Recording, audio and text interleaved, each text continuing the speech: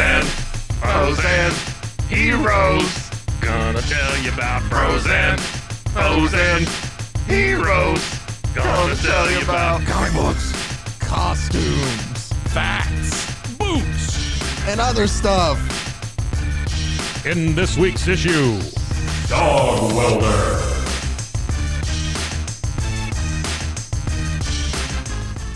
Welcome into Bros, Foes, and Heroes. I'm your host, Zach, joined by the Robin to my Batman because I'm too lazy to think of anything more creative, Mr. Mike. Hey guys, it's your ward boy, Robin. Oh, I guess I should have specified. No, you're Jason Todd. You're the second one who's a little bit more main. Yeah. Okay. All right. Hey, it's Jason, guys. Today's episode is a doozy. And it has you've been hanging this one over my head for a little bit. I have been, because at first when I discovered it, I thought, oh, come on, this can't be real. And then I saw it only last a couple issues, and I was like, oh, that explains why. But no, he's brought back. There's a lot more to get into, and it's kind of a twofer because we are going to do Dogwelder. Hey kids, it's a twofer. It's a twofer because Twofer. Dogwelder is also a part of a superhero group, a terrible superhero group who never really does much crime fighting wise, but called Section 8. So he's a hero. He's a hero. You know, when you say Dogwelder to me, I assume bad guy. You should. Yeah. Well, because he's welding dogs. After I explain exactly. This is very weird, but all you have to do is look a little bit down.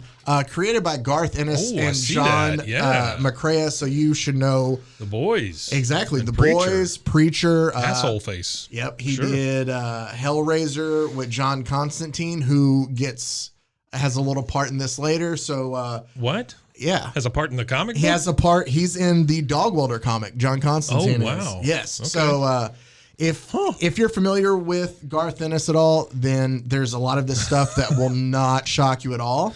Okay. We've talked about it before, Mike. We both watched The Boys. Yes. And there's something in The Boys. Oh, it's great. It's my favorite superhero show. Yeah. You know, the thing I like the most about The Boys is that Zack Snyder is not involved. That's going to be a thing from now on. I'm just going to have to bring it up. But you know what? We're going to bash on Zack Snyder so much, and then one day he's going to be nice enough to join on, and we're just going to have nothing to say to him. I'm going to say these same things to his face. Yeah. We're going to have to do a FaceTime so that I can actually see him. Listen, Zach, what's up? That's what we do. What's going on with you? We're gonna plan this right now. Whenever we have Zack Snyder as a guest, I'm just going to break down one of his films. Sure. I think it'd be great. And that's what we'll do here. And then be like, defend yourself. Yeah. Granted. Yeah. And one of his, like let's do one of his good films, but like we're on the wrong side of it. 300 sucks. More like 150. Oh, man. All right. So we got our Zack Snyder diss out of the way for the episode. Let's go ahead and dive right into This has been Zack Snyder Sucks Corner. There are two different versions of the character. Okay. And we are going to cover both of them. There's actually a lot more, as we'll get into, of incarnations of this character. We'll explain why. They first appeared in a series that Garth Ennis and I think John McCrea both worked on back in 1997 called Hitman. So this is a relatively recent character. It's a relatively recent character. That's his first appearance is in 1997. Yeah. Hitman's about Tommy Morrison. It's a completely different storyline, but they appear in 2 episodes of it. Tommy Morrison, who's that? Tommy, I mean, I think it's also the name of a boxer at one point in time. That's what I was saying. Yeah. Is he the one that was he in Rocky? Did he fight Rocky in like Rocky 5 or something? That's is that Tommy Machine Morrison. Gun, whatever his name? Yes. Yeah, okay. All Who right. had like Tommy Hitman, no, Tommy Gunn. Yes, that's what it was. Tommy and Gunn. I think they did a 30 for 30 on him. I think, He's dead, isn't he? I think so. I think he died, yeah. But that may be where Tommy Morrison sounds familiar from. But Rocky punched him too hard. So in that comic, I'll just go ahead and explain the first appearance first. And that's just going to be a little weird, but then we're going to get on to this is the in insanity. The Hitman thing. This is in the Hitman back in 1997. All right, cool. So basically, Dogwelder is a member of Section 8, which is a superhero team. I like the name. Yeah, Section 8's a great name Section for a 8's superhero weird team. And they're definitely all that, and we will get into all of Section 8 here in a little bit. But basically, Dogwelder is just our Dogwelder, not Wilder, because that makes it sound like he just... I just throw dogs at people. He's more than likely, we don't know too much about him when we see him. Yeah. The leader of Section 8 is a guy by the name of Six Pack.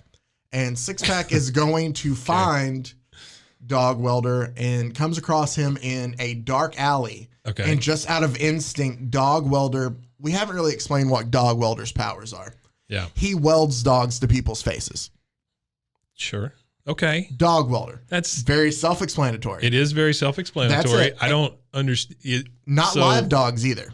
Oh, so it's like metal dogs that he puts on people's faces? No, it's just dead dogs. Wait, so dead actual dogs that he welds to people's faces. How do you spot weld a living thing to another living thing? Well, it's dead. That's why it's a dead dog. But again, try welding something to me. Come on, try it right now. Well, I guess he possesses some, but he has like a backpack that has gas tank. I mean, sure. I don't have my welding kit on me or I'd try it. But so he has like a backpack with the gas tanks and it's like a handheld welder and he always wears a welder's mask. That is his gimmick. Okay. So once he welds these dogs to people's faces, do they continue to live? In some instances, yes. With just a big flapping dead dog on their face. Scar on their face, yeah, from where they had to remove the dog. So if there's a dog welder and he welds dead dogs to someone's face, is there a vet out there that has to take these dogs off of people's faces? I guess, or maybe a doctor. I don't, because they never specify where they go to have them removed. I would think that's a really good like offshoot of this character, right? And then it's Bob the vet or whatever that takes the dogs off of people's faces. Maybe somebody there in the DC universe is making a lucrative living. On this is DC. This is DC. Never mind. It all makes sense. So yeah, he basically just lives in an alley. He sets traps for stray animals and has a supply of dead dogs. We don't know where they come from. He's got a supply of dead dogs. That's cool. Yeah, supply of dead dogs. Don't know where. It's never. Does he just drag around a bag or what? No, you don't see that. Like, he just pulls out a dog. Oh, sure. Okay. So yeah, I'm with you. This is the first dog welder, and this is just going to be quick. The second dog welder is where all the good stuff happens. The first dog welder perishes in Section 8's final battle, which is just the second issue of Hitman that they're in. Okay. They're only in 2 issues of the 60-issue story. Wow. So, nice. He's vaporized by, I put acidic demon rays because I didn't know what else to describe it as. So they're just these rays. Who are they fighting? A group. They're called the Many-Angled Ones. It's super. I'm telling you, I read all this and it's just super confusing. So to put it the easiest way, they're fighting demons. Sure. This storyline has to do with because demons are known Tommy for their Morrison geometry. Has to like go to hell, and this is it's 90s DC. Gotcha. In 90s DC, there were a lot of stories. Etrigan, the demons in it, which Etrigan. Yeah.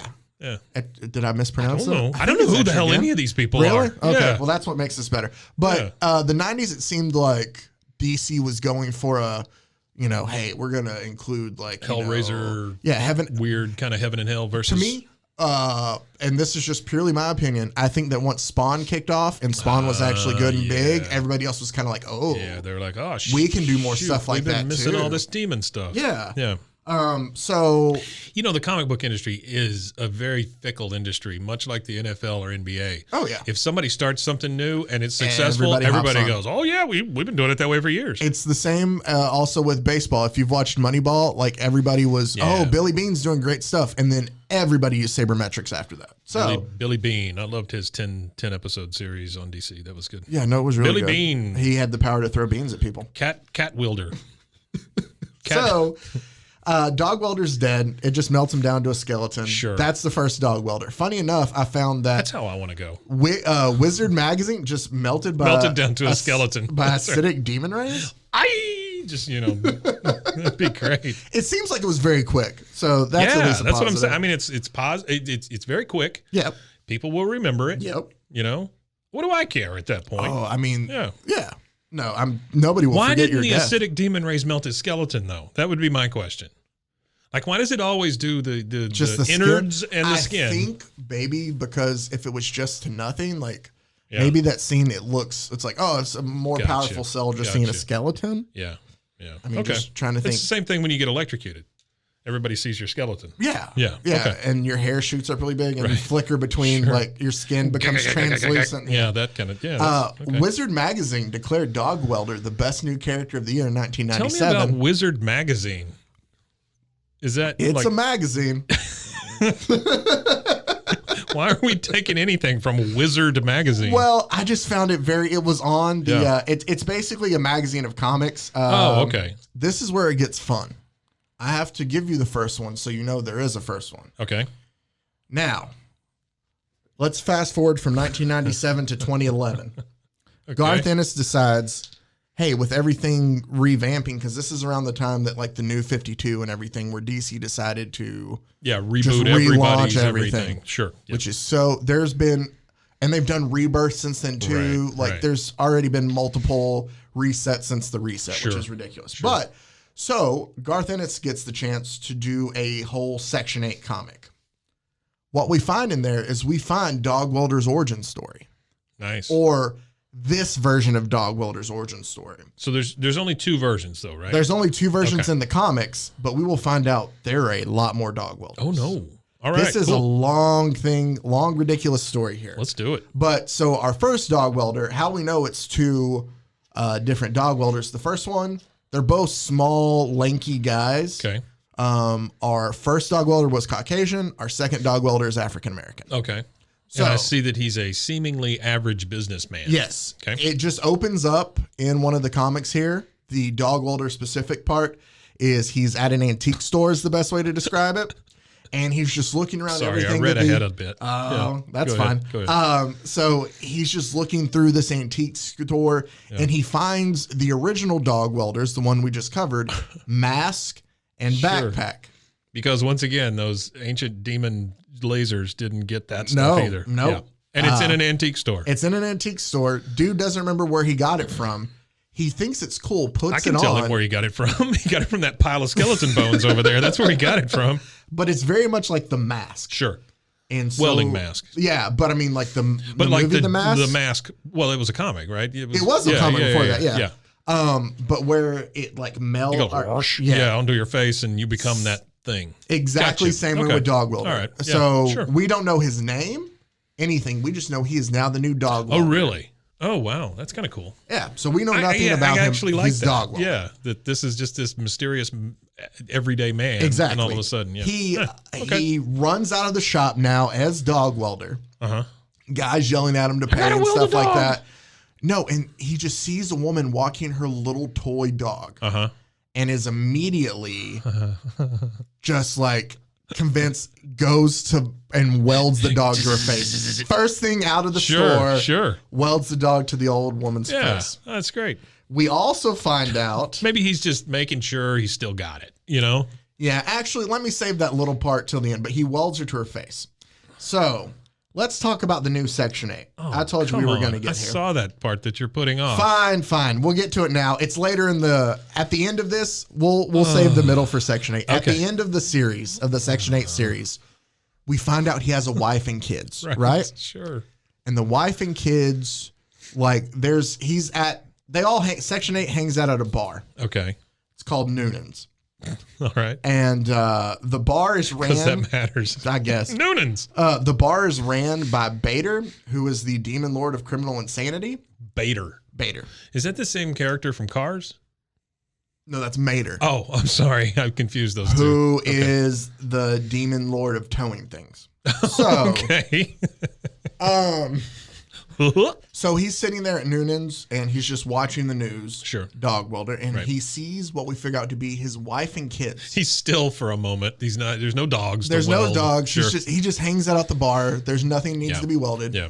And his wife and kids come on TV and they make a plea about, we're just trying to find my husband. So like local news kind of thing. Yeah. My husband's missing. The kids are crying. Yeah. It's like, if you know anything, like, please call us or email us. Like they set up an email for it. He can't talk. Okay. So I'm assuming he emails them. I mean, that's the only way, because he doesn't talk. How do you mind? I mean, I guess he's got a computer somewhere, or is he using the bar's computer? It doesn't specify. Does he mime it to him? Like, I want to somehow he gets a message to his family. Okay. It's not explained. I like to think that he's like, maybe he welds a message to a dog and sends it to him or something. You're getting ahead of yourself a little bit. Oh, am I? I'm sorry. I didn't realize. Not really. He just welds letters into dogs and just sends them out. There's 37 dogs here, but I think it spells a message letter at a time. If one of the dogs arrives early, though, you're screwed figuring out the rest of the message. I can use this dog 3 times because he's got the letter A on him. So he reaches out to his family, and they show up at the bar, and they're so happy to find him. He makes them meet him at the bar? They meet him at the bar. And the family is so happy. Sure. You know, oh, I'm so great to see you. So great. You're all right. And Daddy, he took it well. Daddy, and he takes the mask off, and everything's great. Please go home. They're begging for him to take the mask off. Right. We've all missed you. Yeah. And then the son reaches in and pulls out, and he goes, I think I'm making up a name, but even Scrappers. Scrappers. And it's the family dog. And all you see. Hey, guys, hang on one second. There's about to be a welding of a dog. If that triggers you, please turn this off for a second. All you see is it shows his face, and the art's really great on this. It shows the welding mask, and you just see like the horror of the family's look in the welding mask, and you just see the welder on. Oh man, come on. And then the other ones in the bar watching him going, uh-oh, that's not good. And he welded the dog. He welded the dog to the kids' faces. Sure. This guy's. It's not shown. I want to go back to when we started this episode. You said he was a hero. Yeah. Okay. No, there's only one thing in all of this that makes him a hero. Okay. All right. So he has now welded the family dog to his own kids. And in his solo story later, it is brought up, and it shows the kids. His wife is remarried. She has found another man who is very sweet and very Please nice. say the dog is still on their face. No, but they have scars on their face from where they took the dogs in off. the shape of a dog. Well, it's not even the shape of but it's like a cartoon when you run through the wall, you know, it makes that shape of you. It's half a dog on one kid and half a dog on the other kid. Well, here's the terrible part. It was one dog, and there's scars on opposite sides of their faces. So that means that the dog was welded between the two of them. Oh, wow. Well, he was thinking ahead. You know, at least they can see still. But yeah, so we do know that he did weld the dog to his kids. So what a guy. This is a weird guy that we're getting into. We will get over his, or get to the point that's his hero part of the story here. Sure. But before we do that, Mike, I have to tell you a little bit about Section 8. Yeah, please. Come on. As I was reading through this, I was like, there's not a lot for me to make everybody into an episode, even though it was worth it. So I'm going to do it all in this one. Okay. So I told you Six Pack's the team leader. Yeah. His special ability, basically he's a disgusting drunk. Oh. And he'll beat villains with like broken bottles. Uncle Six Pack. He throws up all the time. He has like wonderful alcoholic like visions that he thinks are real that aren't. Yeah. Hallucinations. He's the leader. Right. Yeah. So Six Pack is an alcoholic. He's the leader. Six Pack, can you sign for this package? Sure, he's the leader. Bueno Excelente. Bueno Excelente. He is a obese, constantly sweaty man. In an overcoat and a Speedo. Come on. And do you see what I have there? That's the best way. Defeats evil with the power of perversion. He is a pervert from the word go. He's constantly in the scenes. Like you just see him like in the background, creepy smiling. And it's always, he can only say either bueno or excelente. Oh, wonderful. Those are the only two words he speaks. It's given, there are so many backstories with him. He's just a creepy guy to begin with. Obese, sweaty man in an overcoat. He may or may not have, it is brought up in a story, date raped a Green Lantern too. So, and he has a he has a career as a porn star. Oh, okay. Yeah. So it's Ron Jeremy. Basically, except creepier, sweatier, and can only say two words and laughs all the time. There's the defense. I can never pronounce that. Go ahead and do that for me, Mike. Defensestrator? Yes. Defensestrator. Which we talked about. Defensestrator. The Defensestrator. He's a giant man. That. He's basically done up to look like Arnold Schwarzenegger. So it's a play on the Terminator. Yeah, the Defensestrator. Except Defenestration is throwing somebody out of a window. So he carries around a window with him. Wait a minute, what? He carries a window. He carries a window with him. But he's throwing people through windows. Well, he has it, and he'll like hold the window and throw them through it. Throw them through that window. Or he will take it and put them through it. So he's got all the way. He's got to get a different window all the time. Yes. He goes through so many windows. He goes through so many windows. Or he just uses the same one, and I guess it counts. He accidentally throws cops in there too. It's time to repaint my window. Yes. And so he just smashes. That's what he does. Wow. You would think a guy his size, big and burly, would do. No, he just smashes people with windows, including police officers. That's what gets him locked up in Arkham Asylum eventually. Wait, you say here at the end that his appearance, name, and death are direct parodies of Arnold Schwarzenegger's character in Terminator 2. So how does he die? The same way as... He goes down in the molten lava with the thumbs up? Is that the second one? Yeah. No. Yeah, I believe so. I'll have to double check that. I think he says I'll be back. It's his last words are a parody. Okay, gotcha. Yeah. Then there's my favorite, Friendly Fire. Friendly Fire. Who's a big strapping man, right? But he's very hapless. Okay. He's the only one that looks more like a superhero. He's dressed in like an all red, cowl and just suit. But he shoots the wrong people. He would be the strongest member of the team if he could shoot anything else except for allies. So why would you keep a guy around who keeps shooting you? That's part of it too, is he doesn't want to be a part of the team anymore because he thinks they're all pathetic. And Six Pack somehow keeps talking him back into it. What? Okay. He Six Pack. He dies. I'm trying to remember because they have a new team. Shoots I think himself. Friendly Fire dies. Trying really hard to shoot somebody. No, he kills. We'll get there. Never mind. I haven't even introduced somebody he kills. Okay, great. We have Jean de Baton. It's not, Baton shouldn't be there twice. I don't know why I did Jean de that. Baton. Jean de Baton. I like how you got it. Jean de Baton. Yeah. He basically, his power is the power of Frenchness. Sure. He beats people with baguettes. He's just I was hoping that was coming. A French caricature, really, in general. It's kind of like Frenchie from The Boys. Oui, bon. Yeah. It's Frenchie from The Boys, except they make fun of his Frenchness The more. power of Frenchness. Next, we have Flimgim or Flimjim. Flimjim. However you want to do it. He is basically just a dude in a green suit and like a purple domino mask. Yeah. And he just has the ability to expel large volumes of phlegm. This is a wonderful team so far. Wonderful. He can use that to blind or suffocate or just simply disgust people he's going against. Okay. Hack poo. And some of them become blind, right? He blinds them. Some of them suffocate from this large amount of phlegm. They can't breathe, yep. And some of them just go, ew. And is that what you're saying? Yes. Yes. And here's the thing of it, too, is a lot of these characters are brought up in just one-offs in other places, like their deaths and stuff like this. Right.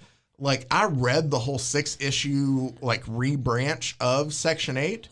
And this team I'm telling you about, 3 of them are already dead by the time the comic starts. Wait, you say 6 episode? Six issue. 6 issue of something called Section 8. Of Section 8. They did a specific Section 8 story. Yeah, you need 2 more issues. Yeah. I'm just saying. Well, and they don't have 8 to be a full Section 8. But Shakes is the last guy. Shakes. Who's basically, he stutters and he has like a palsy type shake and he's just unkempt. He's basically just kind of like... Says he gets shot by friendly fire a lot. He does.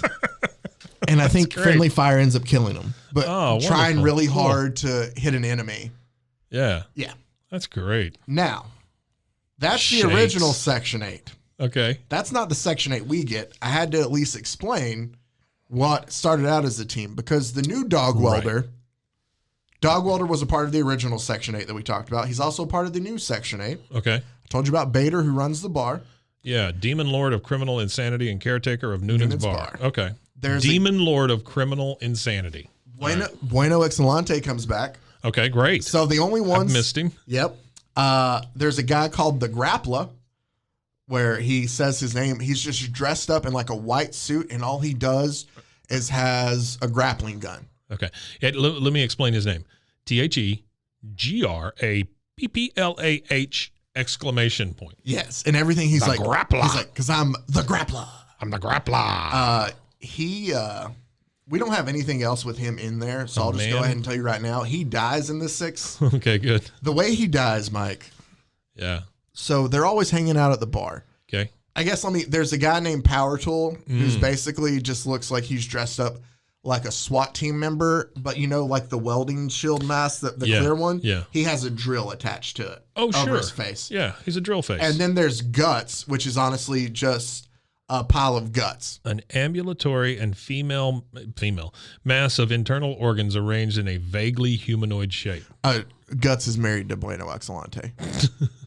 I told you this one was going to be weird. He gets all up in them guts. Dude.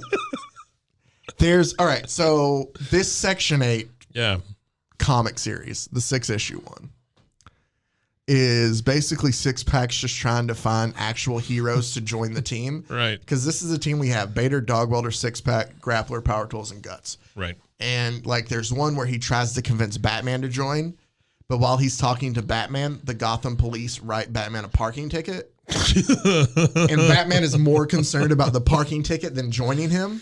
DC, you've done a great job. So that's one issue. Oh, yeah. I mean, to me, this is all Garth Ennis. In the 2nd issue, they're trying to get Green Lantern to join. Yeah. And he stumbles into him, and Green Lantern's like, "No, I don't want any part of you guys. Like, this is we know just about a big you." joke by these guys, is it not? I mean, they're just like, "Hey, can we get away with Guts?" Green Lantern says no. Martian Manhunter wants to be a part of the group. Oh, of course he he's does, like, I think weirdo. He's like, I think we could do things. Hold on, real quick, before we go out and fight crime. Let me go to the bathroom. The Martian bathroom. In the bathroom, Bueno Excelente is battling a tapeworm that lived inside of Guts. Oh, nice. For Guts's love and affection. That's great. But in typical Bueno Excelente form, he is basically just sexually assaulting it into submission. Okay.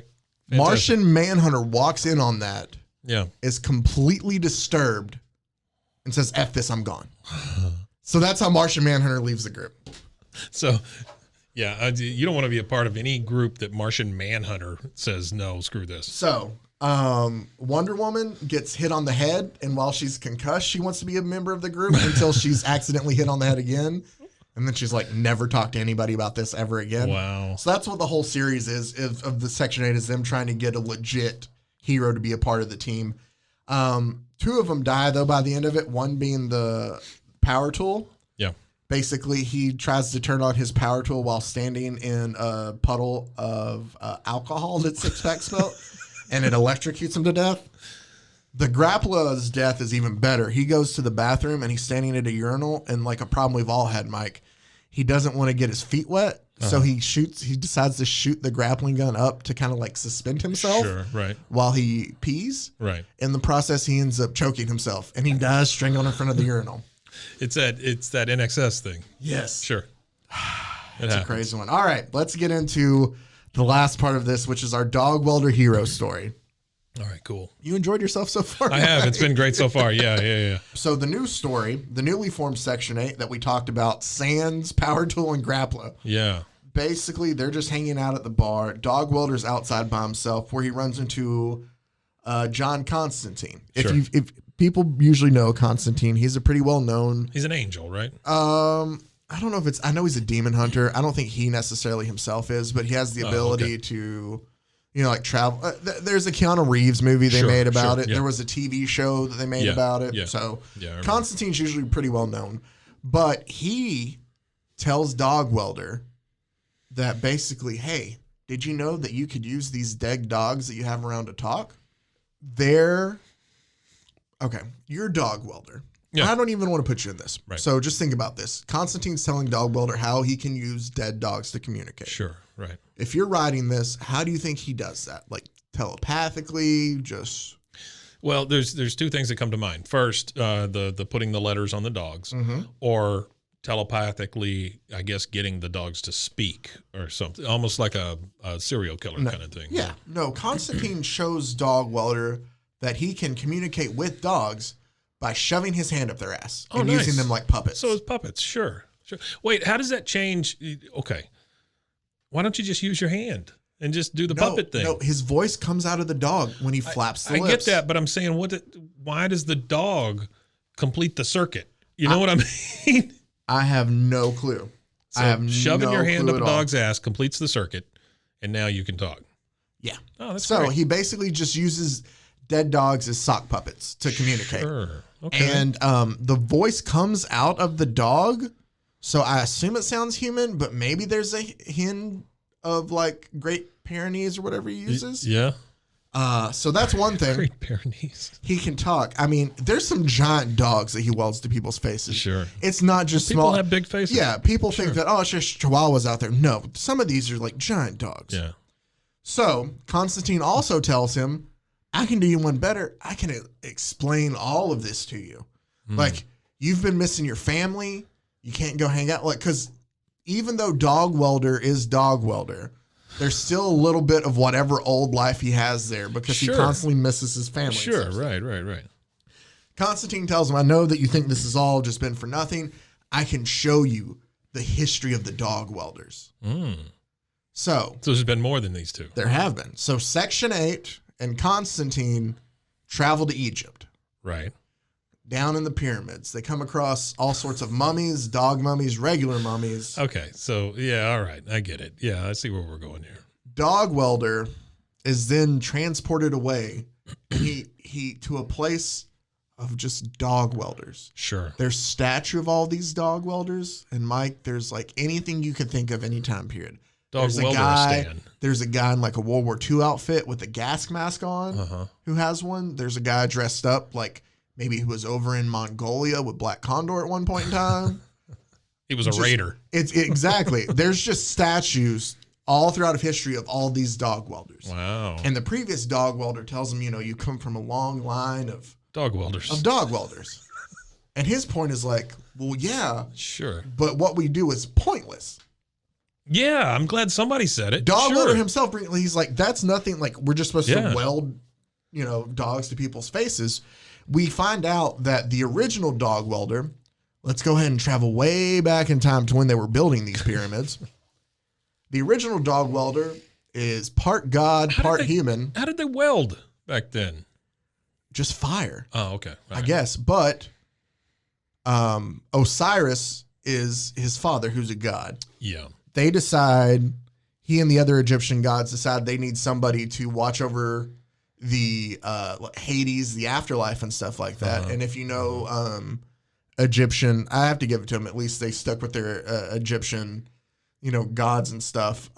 They have the original Dogwelder basically create Anubis. Yeah. Where he takes a dog's head, puts it on God's head, and he's now Anubis, the dog god. Yeah. Anubis, extremely pissed off that he has a dog head now, instead of just killing him, decides to punish him and makes him, you will do this for the rest of your life. Yeah, it's all just a curse. It's all just a curse, basically. People have been welding dogs to people's faces thanks to Anubis for years. Sure, thanks, Anubis. So, the story then goes that there's a giant light in the sky, stars Sirius A and Sirius B, the dog stars. I love those two channels. Yes.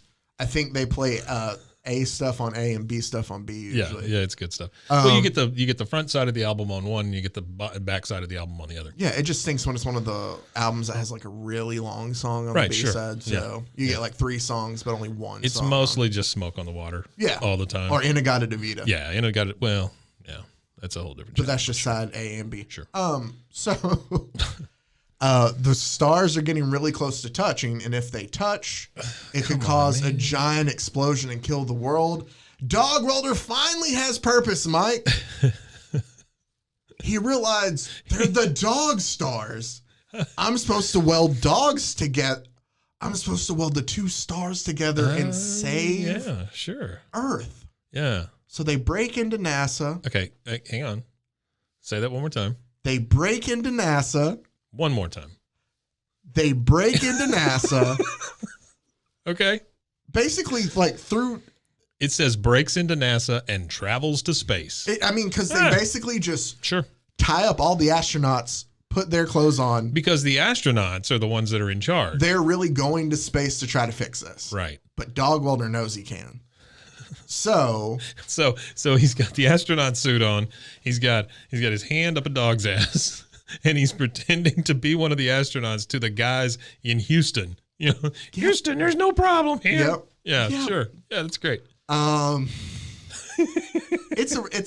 But basically while they're up there, Dogwelder realizes that to make it work, he has to stay close enough to the stars to weld it. And he eventually sacrifices himself welding the two stars together. Yeah. And it does save Earth, but it does kill Dogwelder. Oh, damn.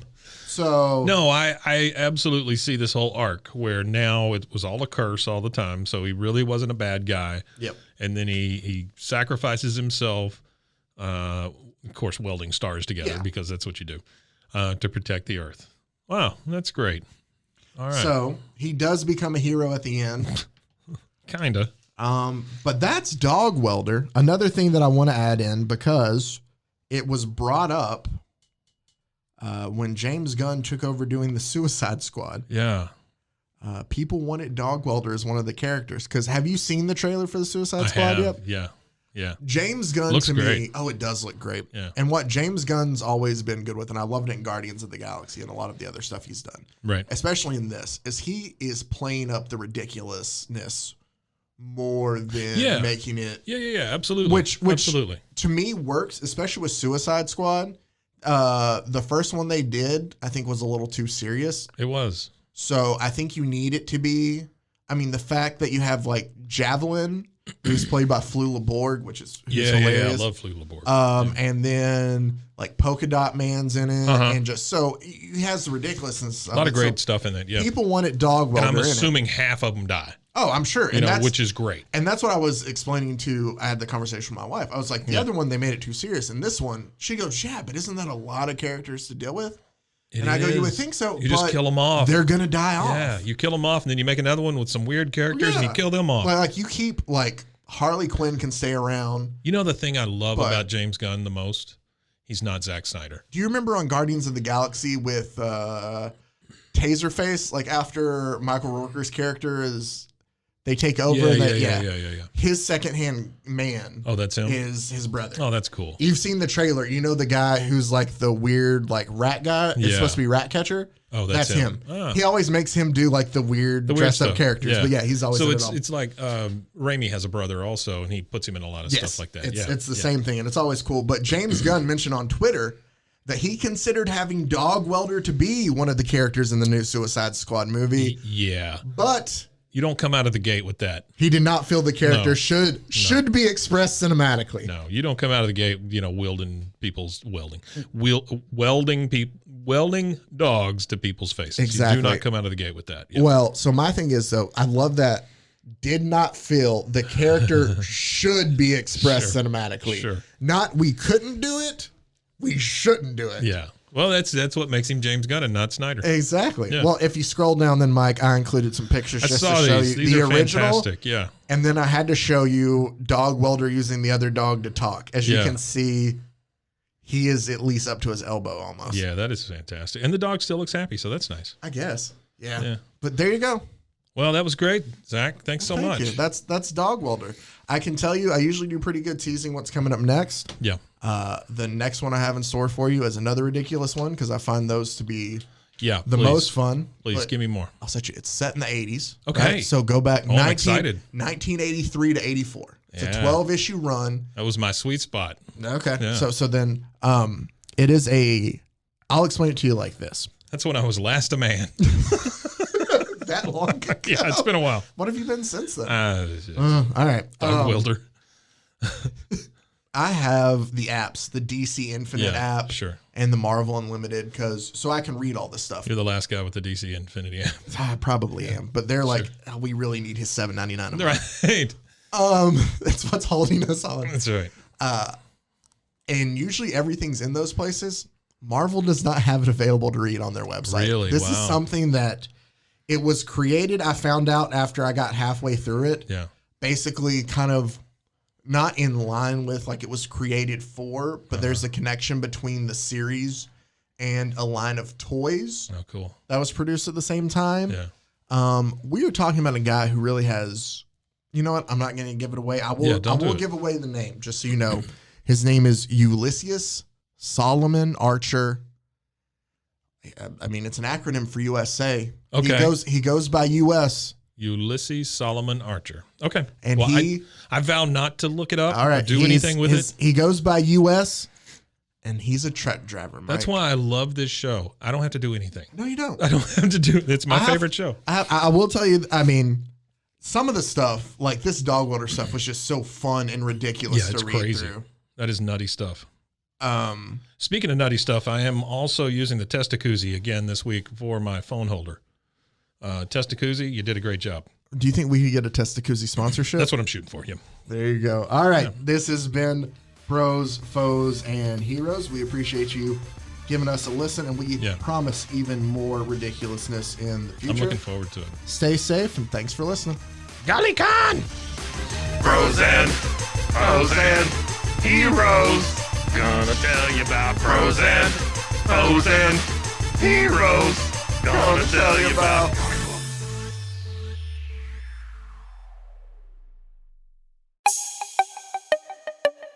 This has been a Rogue Media podcast.